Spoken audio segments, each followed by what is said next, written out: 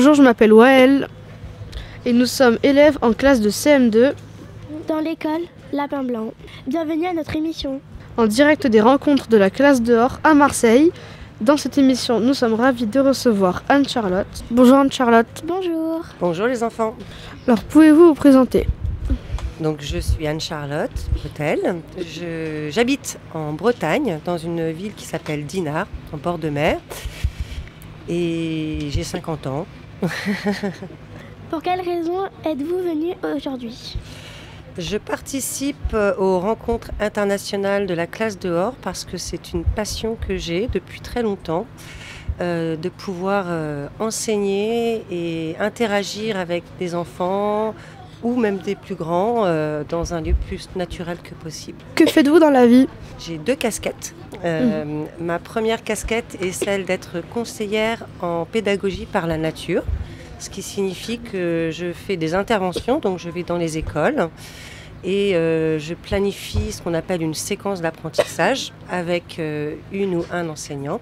Et ensuite, nous allons faire classe dehors. Et puis, on fait un petit bilan pour permettre de donner confiance à l'enseignant, de pérenniser, de continuer cette démarche à faire classe dehors aussi souvent que possible. Pourquoi aimez-vous faire classe dehors?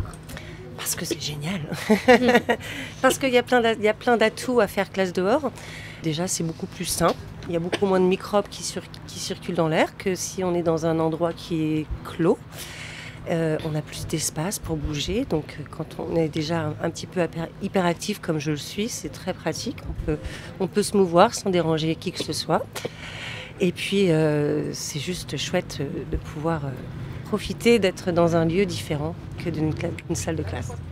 Quelle est votre activité préférée à la classe dehors? En faisant classe dehors, ce que j'aime beaucoup faire, c'est des cabanes, forcément, comme tout le monde. Mais aussi, j'aime beaucoup ce que j'appelle, moi, c'est l'activité d'être un orchestre ou de fabriquer un orchestre. Donc, en utilisant les matériaux qu'on peut trouver, aussi naturels que possible, mais pas que. Il peut y avoir des choses qui sont artificielles.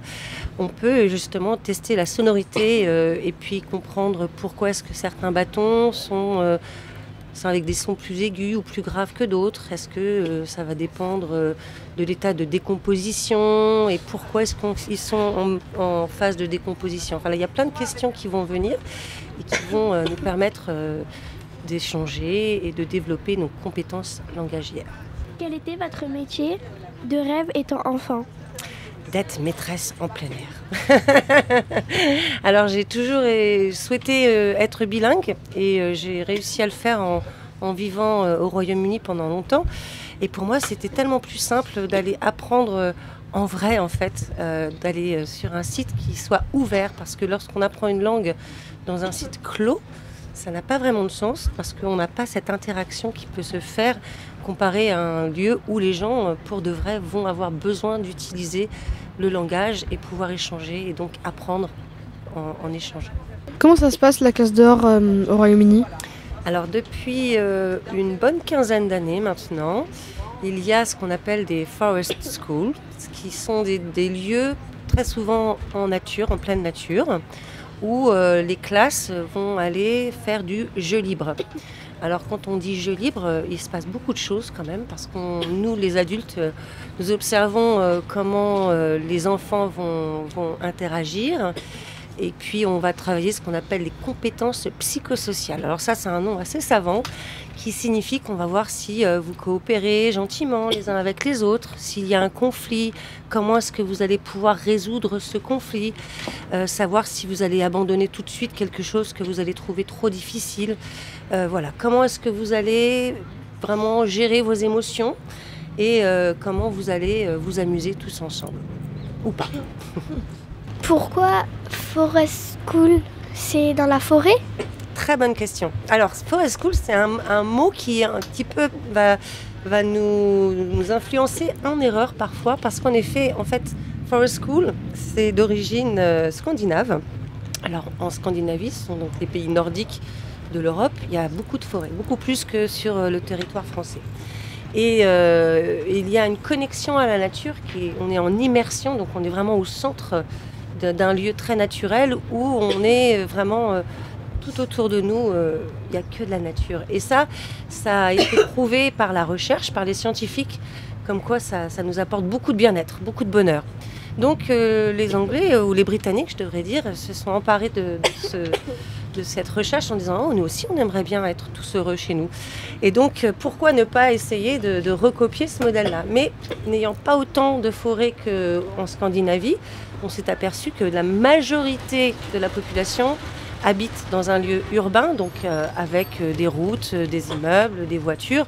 Donc il n'y a pas autant de nature que si on était en pleine forêt, mais il y a quand même moyen de trouver des façons de s'amuser et de se connecter avec la nature, qui est très très important pour le bien-être de toutes et tous. Quel est votre animal préféré? Ah, ça, c'est une bonne question. Alors j'en ai plusieurs, donc de choisir un animal parmi tant d'autres, je dirais l'oiseau, parce qu'il est libre de voyager et j'adore voyager. Quel est votre pays préféré? Le Royaume-Uni. Mon fils y vit, donc j'ai beaucoup vécu là-bas pendant 17 ans, donc c'est un pays où je me sens chez moi. Pour vous, quel est l'animal qui vous symbolise le plus? Alors l'oiseau, pour sa grande liberté, mais j'aime aussi beaucoup les chats, parce qu'ils sont très libres. Encore une fois, la liberté, c'est très très cher dans mes valeurs. Et c'est pour ça que la liberté, je la sens beaucoup plus en faisant classe dehors que quand je suis dans une classe. Et ça, c'est pour ça que ça me plaît beaucoup. Merci à notre invitée Anne-Charlotte d'avoir répondu à nos questions. À bientôt pour une nouvelle émission en direct des rencontres de la classe dehors. Merci à vous de m'avoir accueilli. Merci. Au revoir. Au revoir.